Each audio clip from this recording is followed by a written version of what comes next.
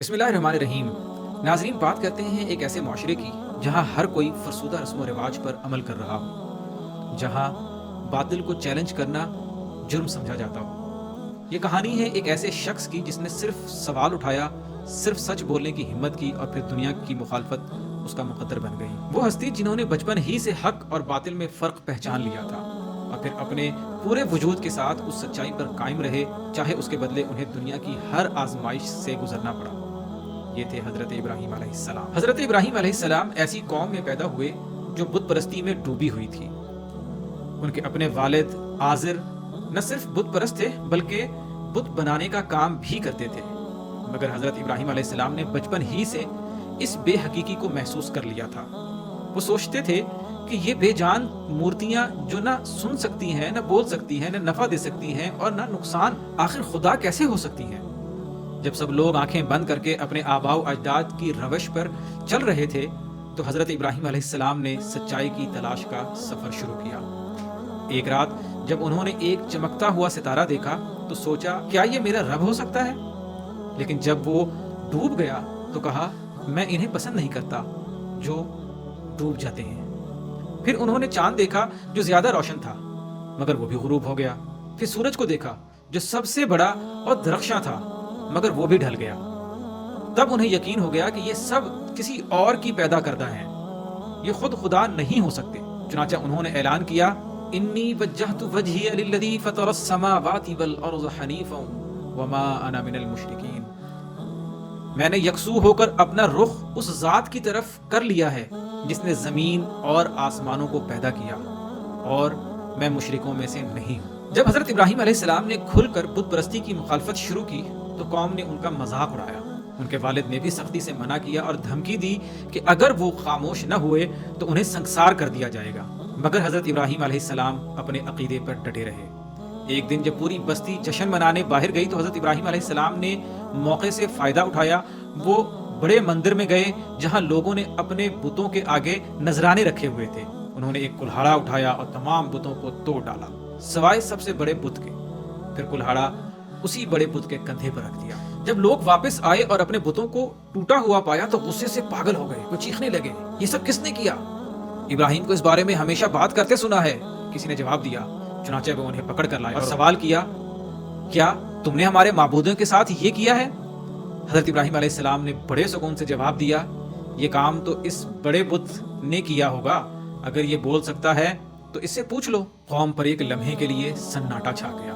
انہیں احساس ہوا کہ ان کے بت بول بھی نہیں سکتے، مگر سچائی کو تسلیم کرنے کی بجائے وہ مزید غصے میں آ گئے اور فیصلہ کیا کہ ابراہیم علیہ السلام کو سخت ترین سزا دی جائے۔ حضرت ابراہیم علیہ السلام کو بادشاہ نمرود کے دربار میں پیش کیا گیا، جو خود کو خدا کہلواتا تھا۔ نمرود نے ان سے بحث کی اور اپنی طاقت جتاتے ہوئے کہا، زندگی اور موت میرے اختیار میں ہے۔ تو حضرت ابراہیم علیہ السلام نے ایک سادہ مگر ناقابل تردید دلیل دی، میرا رب سورج کو مشرق سے نکالتا ہے، اگر تو سچا ہے تو اسے مغرب سے نکال کر دکھا۔ نمرود لاجواب ہو گیا، مگر اس نے اپنی ضد نہ چھوڑی اور حکم دیا کہ ابراہیم کو زندہ جلا دیا جائے۔ پھر ایک بہت بڑی آگ لگائی گئی، اتنی شدید کہ اس کی تپش سے پرندے بھی گزر نہ سکتے تھے۔ حضرت ابراہیم علیہ السلام کو رسیوں سے باندھ کر ایک منجنیق میں رکھا گیا تاکہ انہیں آگ میں پھینکا جا سکے۔ جب وہ آگ میں گرائے جانے لگے تو فرشتہ جبرائیل حاضر ہوئے اور کہا، اگر آپ چاہیں تو میں مدد کر سکتا ہوں۔ حضرت ابراہیم نے جواب دیا، مجھے کسی کی مدد کی ضرورت نہیں، اللہ میرے لیے کافی ہے۔ بے خطر کود پڑا آتش نمرود میں عشق، عقل ہے محو تماشائے لبے بام ابھی۔ اللہ تعالیٰ نے فوراً آگ کو حکم دیا، یا نار کونی بردم و سلامن علی ابراہیم، اے آگ ابراہیم کے لیے ٹھنڈی اور سلامتی والی ہو جا۔ اور یوں آگ گلزار بن گئی۔ جب شعلے بجھے لوگ حیران رہ گئے، حضرت ابراہیم علیہ السلام بالکل سلامت کھڑے تھے۔ یہ واقعہ ہمیں سکھاتا ہے کہ اگر آپ کا ایمان اللہ پر مضبوط ہو تو دنیا کی کوئی طاقت آپ کو نقصان نہیں پہنچا سکتی۔ اگر آج بھی ہو ابراہیم کا ایمان پیدا، آگ کر سکتی ہے اندازے گلستان پیدا۔ حضرت ابراہیم علیہ السلام کی زندگی محض آزمائشوں کی داستان نہیں بلکہ اس بات کی بھی دلیل ہے کہ جب کوئی بندہ خود کو مکمل طور پر اللہ کے سپرد کر دیتا ہے تو اللہ اسے بے شمار برکتوں سے نوازتا ہے۔ حضرت ابراہیم علیہ السلام ہر آزمائش میں پورے اترے اور اللہ نے انہیں ایسا بلند مقام عطا کیا کہ رہتی دنیا تک ان کا ذکر عظمت کے ساتھ ہوتا رہے گا۔ حضرت ابراہیم علیہ السلام کی زندگی کا ایک اور سخت امتحان ان کی بے اولادی تھی۔ وہ برسوں تک دعا کرتے رہے کہ اللہ انہیں ایک نیک اور صالح بیٹا عطا فرمائے۔ آخرکار اللہ نے حضرت اسماعیل علیہ السلام کی خوشخبری دی، جنہیں انہوں نے اپنی زوجہ حضرت ہاجرہ کے ساتھ مکہ کی بے آب و گیاہ وادی میں چھوڑ آئے۔